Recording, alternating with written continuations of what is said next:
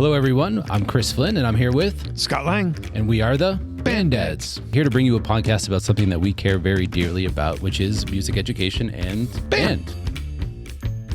Some of you are here because you want to learn about all things band. Some of you are here because you want to see a train wreck. And the answer is yes to both of those. We don't care why you're here.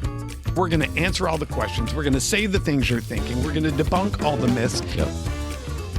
This is the Band Dads Podcast. The podcast by and for confused band parents. Nice. You said the tagline.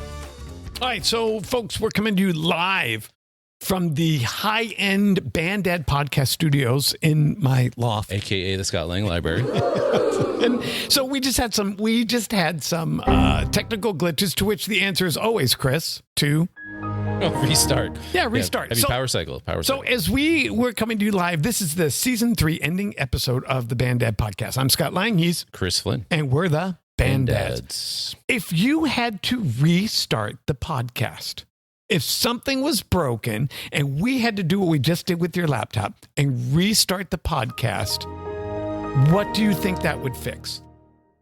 In general, like total, or are you talking about the season or just in general? I'm talking about in general. I'm just, as you restarted it and went, oh, that fixed it. I went, okay, if we restarted the podcast, what would that fix? Man, I don't know, actually. I don't have a good answer for that. I feel like I'm always pretty proud of the work that we produce and the things that we put out and the response we get from people. So nothing really comes to mind. What about, do you have something that you would like to restart in our podcast? You know, honestly, this sounds so, like we don't do anything wrong. It's not us. I would want to have a better grasp of analytics and a better understanding of the platform, so that we knew going in, because I didn't know until we did our, you get these badges, you've got 3,000 listeners. And I'm like, well, that was easy. That was 2 weeks. And then it was, you've got 10,000. And then we just got our season ending report. And it was like, you're in the top 10% of all podcasts anywhere. And I'm like, what? Yeah, no. How's that possible? Because we're not that funny. So a little behind the scenes, speak for yourself, a little behind the scenes. So people don't know. So the way that they track, and this is, again, yes, this is very difficult as somebody who professionally does, Elon analytics. Musk is tracking us. Yeah, well, maybe.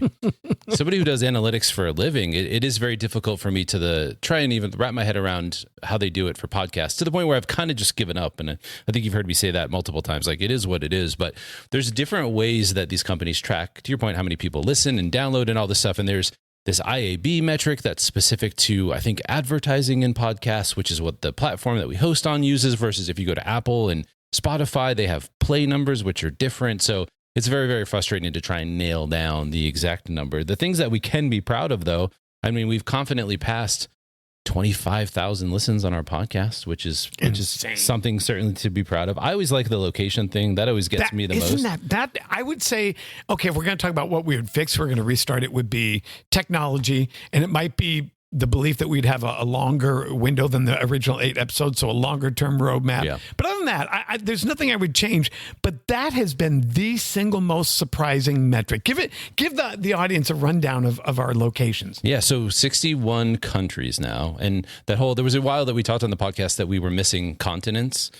We've covered all the continents now. Antarctica? Well.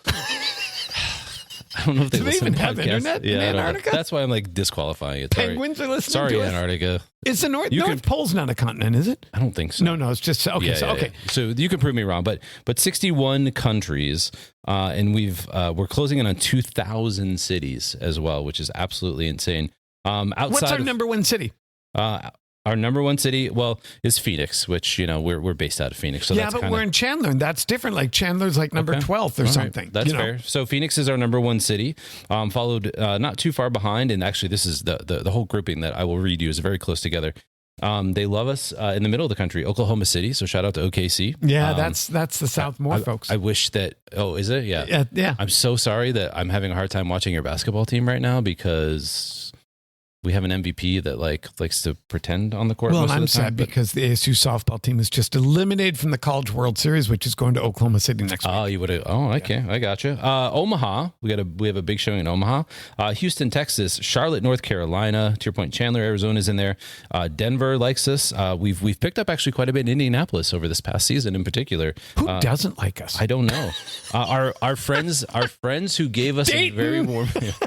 I haven't seen Dayton on the list yet, so that's very possible. Can't imagine why. Quick shout out though, towards pretty high numbers, but we've referenced them before, and they gave us an intro. Muscatine, Iowa, our friends in Muscatine. I'm heading to see Jeff Hyde and his crew in about 4 weeks. There you go, Jeff. Shout out. We continue to shout out to Muscatine and their support. Chicago is up there as well, so it's just crazy, and that's I love to see all that. So it's season 3, and do you know what episode this is for us in total? Episode 10, I believe. No, but do you know what it is in totality? Oh, actually, I don't. This is season 10, season 3, episode 10.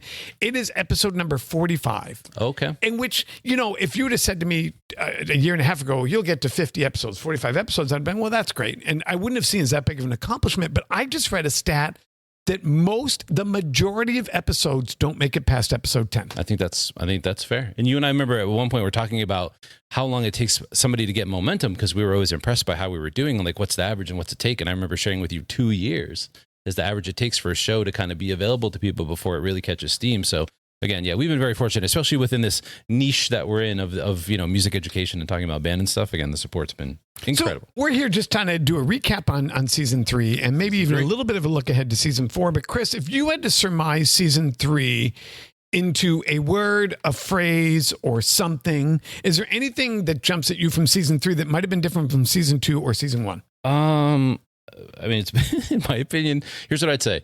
One word is hard to say. I think it's incredibly well organized in terms of the way that we went about the subjects that we picked, in terms of the way that we decided to deliver some of the content and the conversations that we had. So, for example, we started the season with a recruitment episode, right? Which was, I think, very timely. I think we've been very good. Very, very strategic about where and when we've talked about. So maybe strategic is a word, but that feels kind of, No, I like that word. So mine would be depth. Okay.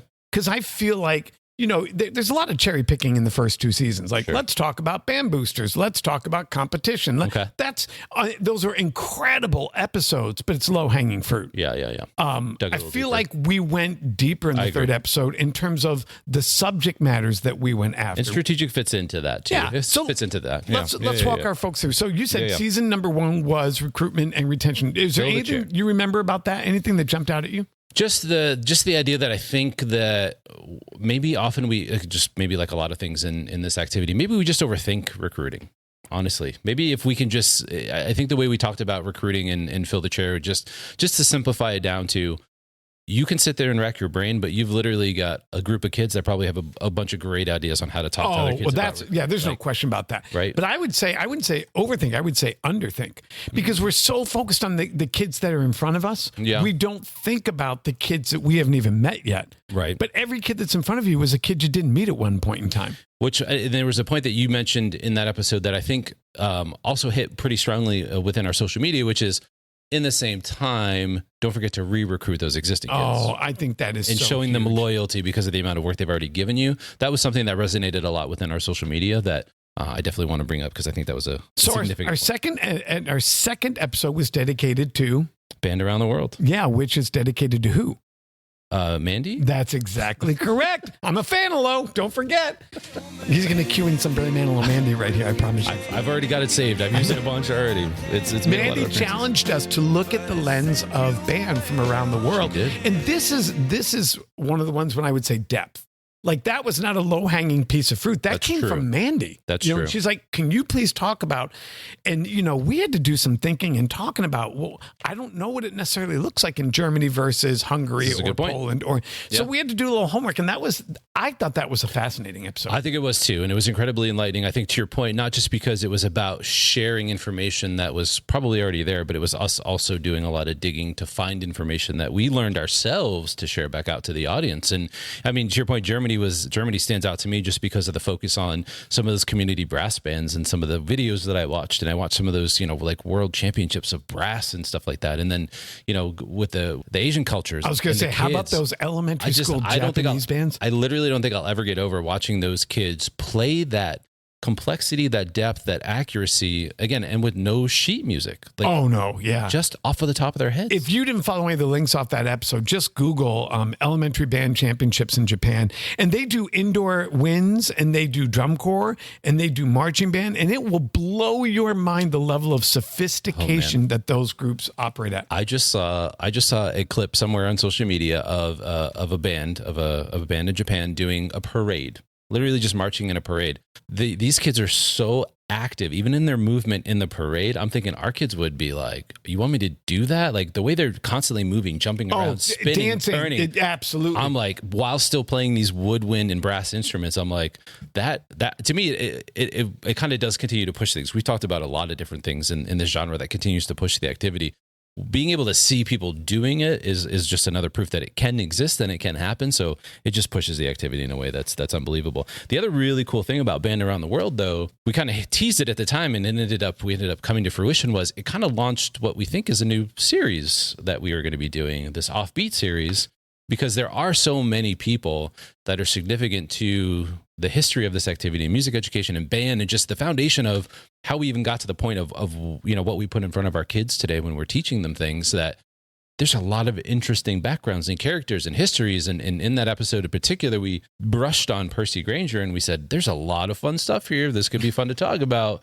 And we'll get to it later, but it did turn into an episode further down the road in the season. We'll talk about that in a minute, but I didn't even know when Chris said, as soon as we finished recording that, Chris said, I think there's a spinoff here. And I'm like, what are you talking about? He's like, I think we had to do a series on offbeat people in music education, because I had just glossed over Percy Grainger. He's like, we could start with him. And so I had to do a little bit of a deep dive. I knew a fair amount, but I did not know about the whips. Well, I'm just saying there's a lot of interesting stories that are be able to be told within this world that probably aren't tapped. And that was a great, so that came from Band Around the World as well. So yeah, certainly that episode had a huge influence on this season for multiple reasons. I hadn't thought about that. Yeah. So the next two episodes actually were my least favorite because they didn't involve us. I didn't say that out loud. But you thought it. No, not at all. Only because we had a very reveled guest on that podcast. That was the 2 episode of The Real Band Wives, where we invited our band director's wife, Libby, to participate in the conversation. So, and my wife being a former band director's wife, so they sat on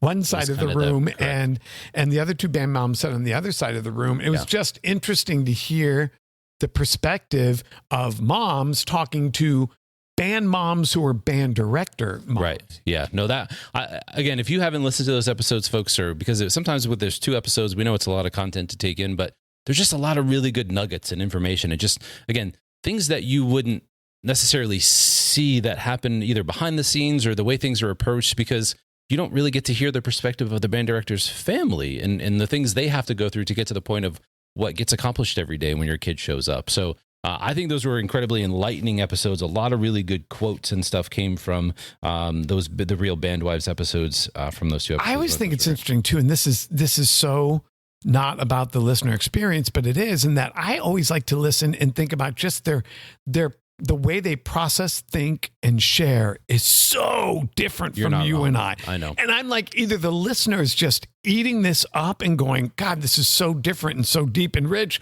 or they're like, I don't understand this perspective because I'm used to Scott and Chris being idiots. I think it was good. I think it's very enlightening is the word I would say. Because your point, there's a different thought process and approach to all of these similar things that we approach at the same time, and in a very different way. And this is something that Scott and I have talked about, maybe, again, not to tease future episodes, but maybe doing something with the band moms that is almost a 1-for-1, where we record separate conversations talking about the same thing to see what that perspective looks like. So we're going to talk about that at the end of this episode. We talk about things we promised but never achieved. And that's one of the things that we said that we were going to do this season, but didn't. We had the band moms, but we said we were going to sit on opposite side of the room and pick the same topic and have a conversation. So that is part of a tease of what we're bringing in season 4. But after the band moms, what that brought was the most popular episode of the season, which was surprising to me. Do you know what that one was? That would have been leadership season. I mean, just based on here's what I'll say too. This is where, the strategic part comes in.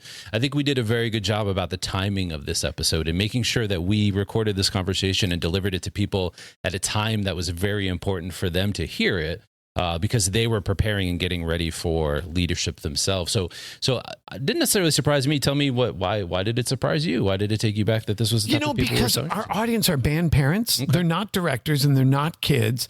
And I'm just so ingrained in that culture. I was surprised it resonated with parents. Yeah. Because when I looked at the numbers, after the episode had been out a week, I was like, whoa, wait a minute, go back. It did what? That's I don't know. For some reason, it just really struck me that parents, and that's, again, I go back to the word depth. Like that is not a subject that's low hanging fruit. It's talking about how do you choose leaders? How do you train leaders? Sure. But it clearly resonated, good or bad, with someone. And, there's the Facebook group out there for band parents. And shortly after we published our episode, there was a post that probably had 200 responses. And it was all about, here's how my director chooses leaders. And my daughter didn't get chosen and I'm feeling slighted. And that whole band community rose up to talk about, well, let's look at this in a different way. And so I just thought it was really interesting because I didn't think it would resonate with this particular audience. Not at that time. But to your point, it was timely. It was very timely. So for those of you who don't know, Chris and I often sit down and do 3 episodes at a time. And with a 2-week release period, we're sometimes recording 6-8 weeks in advance. So we do calendar this out, although we don't always record in the right order that we release in. That's fair. So sometimes we say it's episode 5, but it ends up being episode 7. So we have to stop saying that. So I said episode 10 earlier. I'm already thinking, you know what? There actually may be 1 or 2 I haven't released yet. So that may not even end up being true about this one. And we actually teased a new leadership app that we put out there at musicleadership.com. It ended up being really successful and used by just a ton of programs. So that was the most popular episode. So for me, I don't think it was as surprising for me. One, because I think very quickly, even just being out and about. So Scott knows that I spent a good amount of time this spring season doing stuff with our local WGI affiliate. And WGAZ is our local, it's Winter Guard Arizona, is our local affiliate that does all the indoor season for both guard and percussion and winds here in Arizona. And I was out every weekend generally at some event. Yeah. And I would bump into directors who would say, hey, we listened to that episode. It was really, really good. Like we got some great ideas from it. So I knew that the educator or the directors themselves received it really well. And I think you just hit on a point that was crucial, which is, but I think this is another thing that people don't talk to parents about that they were maybe curious about is how does a director pick a kid for leadership? I don't think a lot of directors have a methodology. Okay. I think they're either doing it the way it's been done before. Gotcha. Or they're doing it and it's the path of least resistance. Yeah. But I don't think there's a lot of forethought or methodology because you trained me how to teach clarinet. Sure. You trained me how to teach marching technique, but you didn't train me how to choose, select, and train leaders. Well, I think that so in the same regard, like parents are very always anxious and eager to help their kids succeed. I think an episode like this helps do that in the way that, again, this band director is talking about their process and all the things that kids who were leaders for him did successfully to help them achieve, again, reaching leadership, if that's something their kid's interested in. So I think if anything, again, you're giving them insight to what a former band director or somebody who understands how to run a process successfully, ways that they can help maybe their kids succeed in that way. And, maybe a band director received a call from a famous composer after this episode. I'm not really sure because, that's what Scott Lang said happens in his world. So the next, it's true. The next episode was actually my favorite. Okay. And it was my favorite because it was interesting because when we were recording it, it's called Carnegie Hall and failed trips. Is it, or are we skipping one?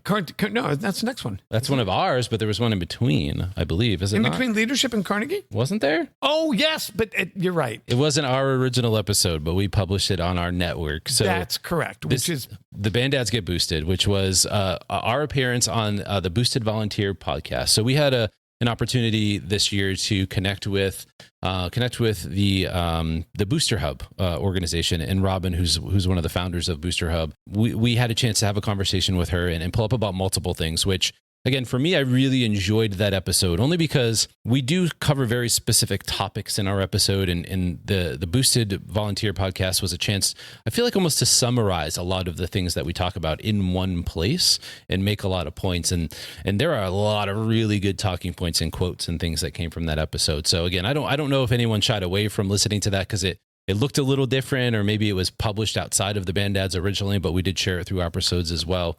But I don't know. I really did like it, even though it wasn't generally one that came from us. The thing I thought was interesting is that, talking with Robin, who runs this website and this software, all geared towards boosters, but she came to it from the athletic perspective. That's true. She was a volleyball booster. Yeah. And so to hear her talk about understanding and opening up to the world of band and how massive it is. And, we have 12 girls on the volleyball team and we get 4 volunteers. And she's like, you guys are a $1.6 million operation. Yeah. And I always like talking to people who aren't familiar with the band world and seeing their expression when 3 semis roll up, or you talk about $1 million budget, and they just have no idea. Yeah, I think the one thing that I learned, and I think I was already kind of impressed with what Robin and Booster Hub was doing, and we had some chance to look at the software and kind of play with it a little bit, and we were already impressed, but talking to her, I think, just took us to that next level of these people get it. And even if they don't necessarily understand to the detail, you could tell how much she's immersed herself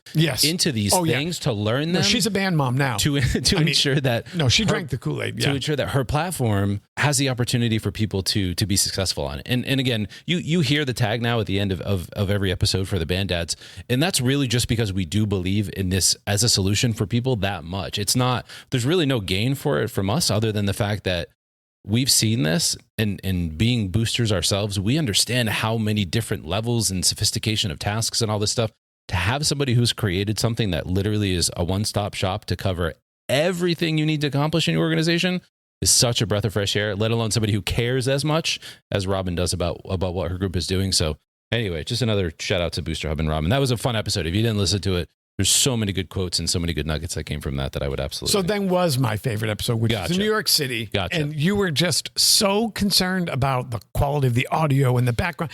And it was my favorite part of the episode because it felt really real and raw and in the moment. Yeah, it was. I mean, we were literally in the heart of Times Square holding up 2 microphones. Yeah. Watching crosswalk things, knowing we can trying to make sure we don't get hit by cars.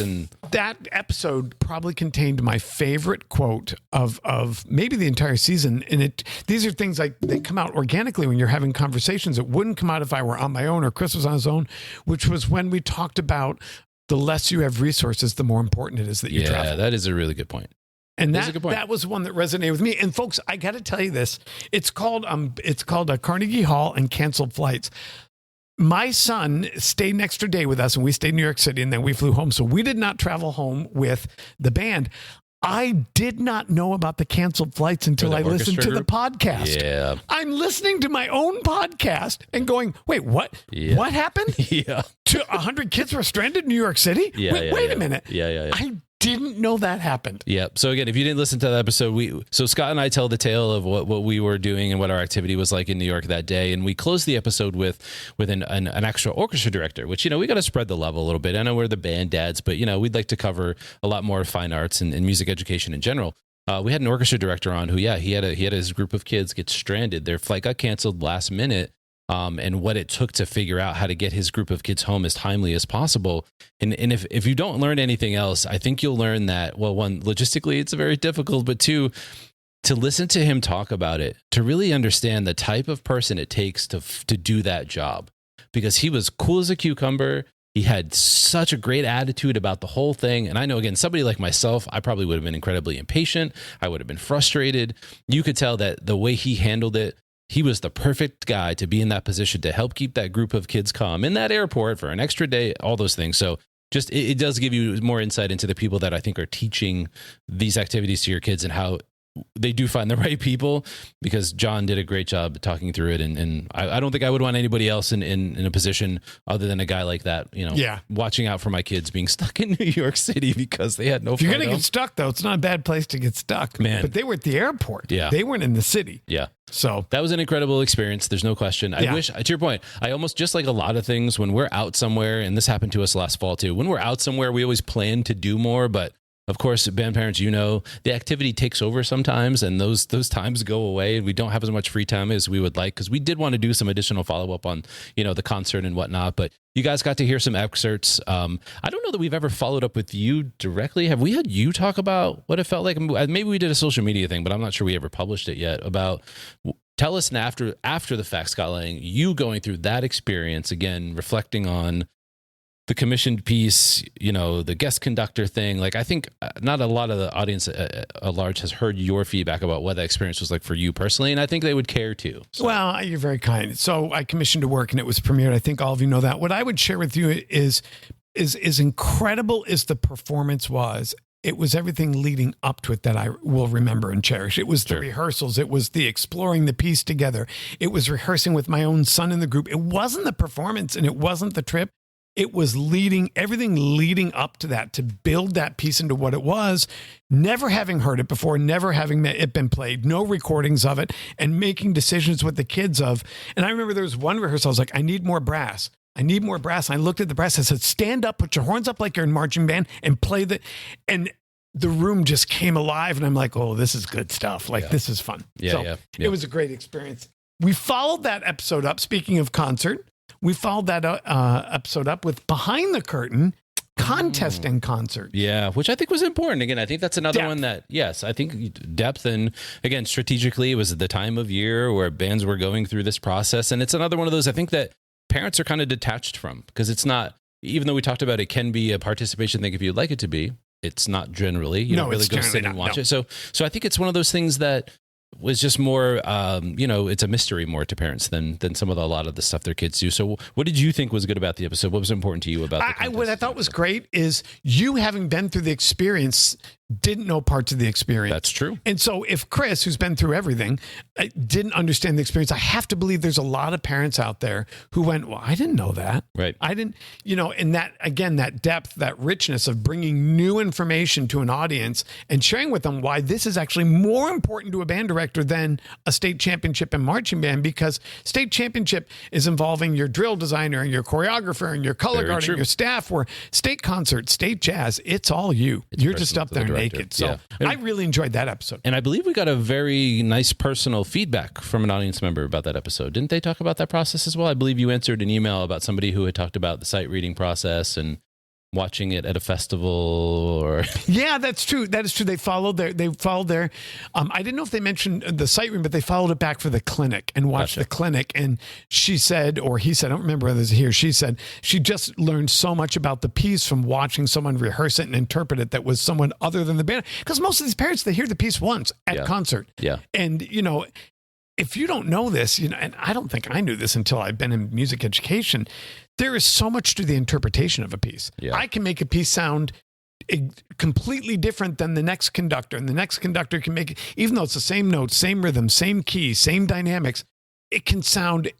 like a completely different work based on interpretation. So I think that's just a ton of fun. I remember the portion of the email, because I think the naivety, I'm generally the one that misses sight reading, but I think they appreciated the validation of, because they had been through it. And I think that not a lot of their parents have seen it, but they had been through the process of the whole thing. And she broke down, it was 2 minutes to look at it, and the director had another 2 minutes to review it with the band or something, and talked about a lot of the logistics of the sight reading process. And truly how I think the end of the message was she was more impressed with that process than she had been with anything with her child into band at that point. And just another phenomenal feedback that reiterates from our parents that, if you have the chance to see this, not that you don't already think your kid is impressive, but just depth was your word, just to really see the depth of what happens. It's like the SAT test. You don't know what the questions are going to be. You just have to show up, read the question, and figure out the answer based on prior learnings. Yeah. It's incredible. Yeah. Last two episodes were Offbeat, the Percy Grainger episode. Yeah. And the last two episodes, I grouped them together because they were both kind of quirky and different and dark. One was the Offbeat with Percy Grainger, and the second one was Bad Band Directors. I think that's interesting, and I don't know if Band Directors, that's a reflection on you, that Scott wants to lump Percy Grainger in with you, but I don't know if I would take that well if I were you. They're two very different episodes, in my opinion. If you don't listen to anything of the Band Dads podcast, listen to the first 3 minutes of the Percy Grainger episode when I asked Chris, how many whips are too many whips? Yeah. Percy Grainger episode was great. And that was another one where the amount of learning that we had to do to also present the topic to you, I think was enlightening for us. And it absolutely was. And inspiring in the way that, again, to me, it makes me want to continue this series of Offbeat and tell more stories about people behind the scenes. So Percy Grainger was a great episode. Just, again, the amount of facts that we learn about where he comes from and what made him the way that he is, and things, later in life. And there's probably some other things from that we almost glazed over a little bit in that episode that we could probably go back to at some point. But Percy Grainger was a lot of fun.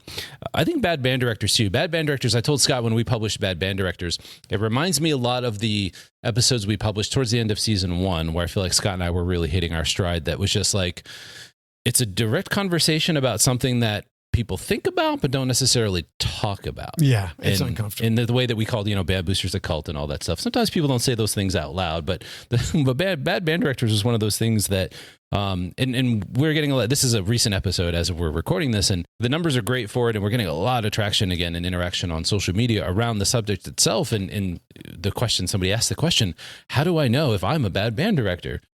You got to use the Flynn rubric. Well, the Flynn rubric. So to your point, really my answer is, and not to be like, facetious, but my answer was, well, you really have to go listen to the episode. Only because Scott talks about like 9 points, right? I feel like we did a really, really good job about qualifying. Yeah, and Chris, you had a 3-level rubric. Yes. Was it based on lack of knowledge? Was it based on intent? And then the third one, which is with the highest level, was how did they respond to their mistake? Yeah. And that's why I said, we've got our own Flynn rubric right here. For the Flynn-rific rubric, which I you can see in that episode description. It is trademarked. I'm just saying, don't try and mess with my rubric. But Scott made it, a great point in the beginning to say, are they just new? We got to give people some grace when they're new, right? Yeah. We got to give people, is it people aren't just generally good at something? If so, maybe we can help them. Or again, right. Are you just really bad at hurting kids? So I think we did a really good job in that episode. I enjoyed that one quite a bit. I did too. Because I feel like it was just a good natural conversation that had a lot of applicable knowledge and things that people could take away just from a practical standpoint in terms of how they could go about dealing with issues they feel that they have. And also, like we try to do, make sure our audience doesn't jump the gun. Because I think that we've all seen that with parents, with band directors sometimes. And education in general. Fair enough. But just jump the gun on something that maybe they make an assumption, or you talked about, is it your first kid? So you're automatically thinking that the director's in the wrong, like really taking a step back and look at those situations. Okay, so we just wrapped up season 3, and we just told you all things we loved about it, things we remembered, things that were great about it. There are 3 things we said we were going to do in season 3 that we did not do, Chris. I don't know if I want to sell us out for not doing things, Scott. So I'm going to put you on the line for this. What are you calling us out for? Because there are 3 things we said we were going to do in season 3 that we did not do. The very first thing we said we were going to do is do a face-off with the band moms. Okay. Now, we did an episode with the band moms, but we didn't do a face-off. True. The second thing that we didn't do, we said we were going to do, and there's reasons for this, we did not do a live event somewhere. And we said we're going to do that. See, I'm really bummed about that. I know. We have to do that. And then the third one, and folks, we had guest artists lined up. We had but we couldn't align schedules, which we said we were going to do talk about indoor drumline and indoor guard. Yeah, that's the good news is we can still do that in the future, and that's something that we want to bring to people. We had 2 top 5 people lined up for the podcast, but trying to get their schedules to align with ours during winter season is like, seriously. I mean, I think it's more difficult than getting Artemis onto the moon. I mean, it was, because they're each rehearsing 3 nights a week, the 2 of them, but they're rehearsing 3 different nights. They're gone all day Saturday. Chris has got a schedule. I'm traveling. Right. And so we just could not make the line up. scheduling worked out, but we did try. It was at the forefront of our mind. Yeah. But those were the 3 things we did not do.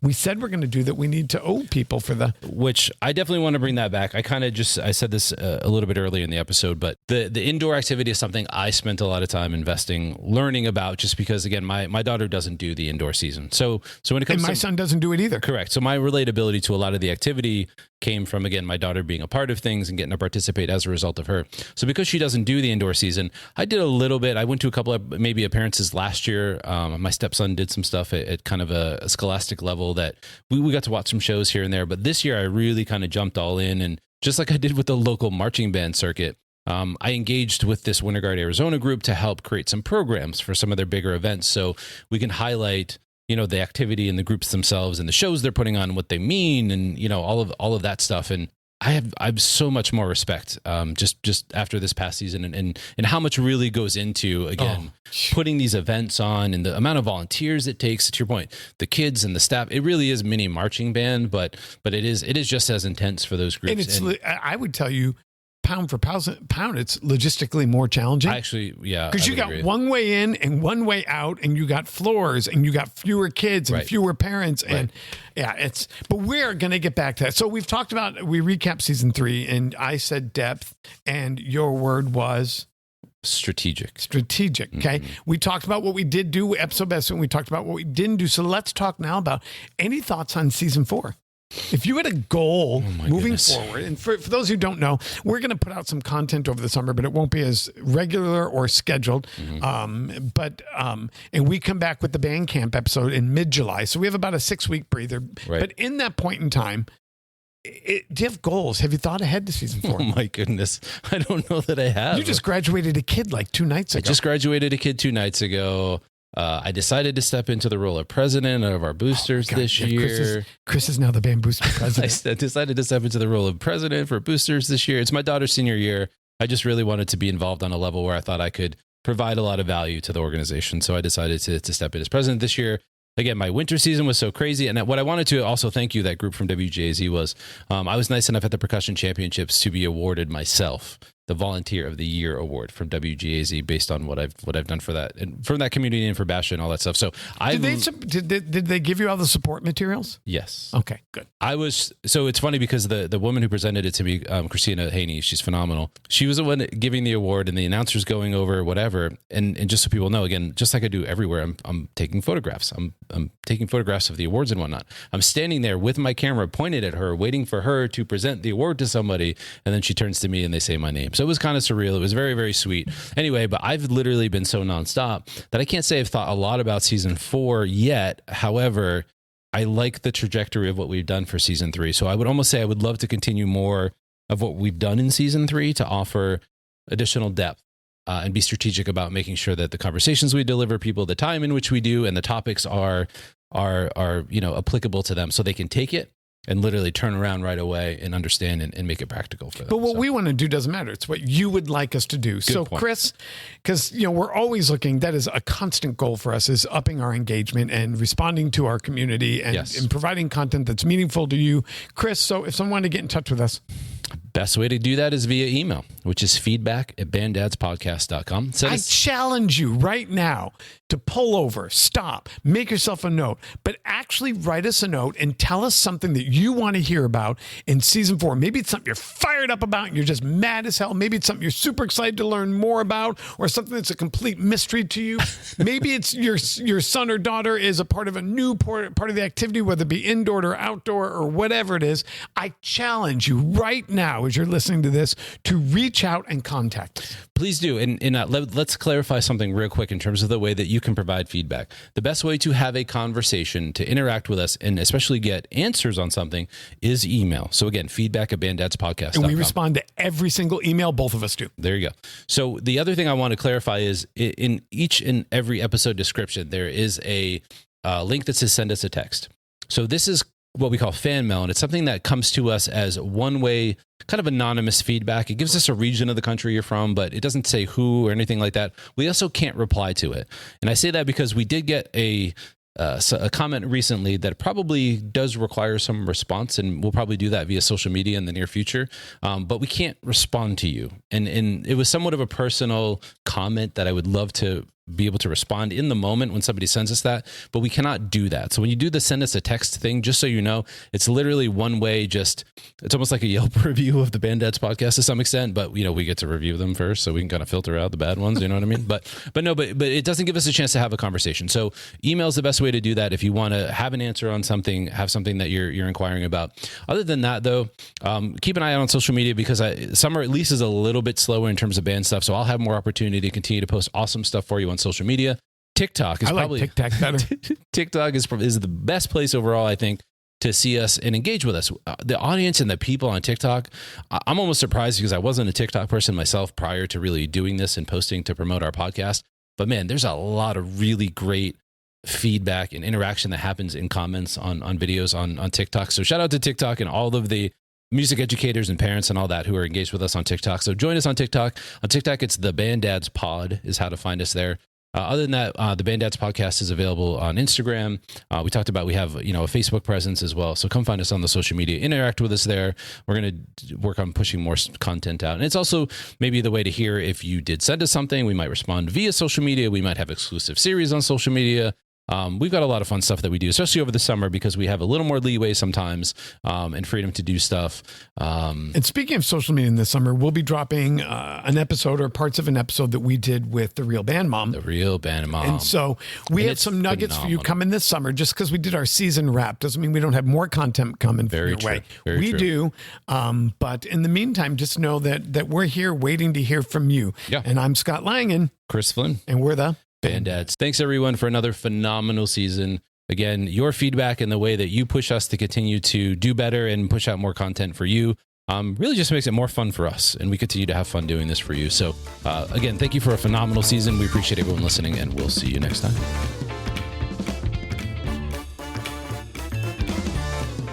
Band Dads on 3!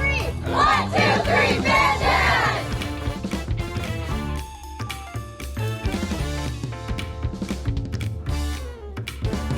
The Band Dads are a proud partner of Booster Hub. Simplify your Booster Club's management with Booster Hub's all-in-one tools. Find out more and get your free trial started by visiting boosterhub.com. The Band Dads podcast is a 5 Deuce Media production. For more information, please visit 5deucemedia.com. For more information on Scott Lang leadership and solutions for music education, please visit scottlang.net.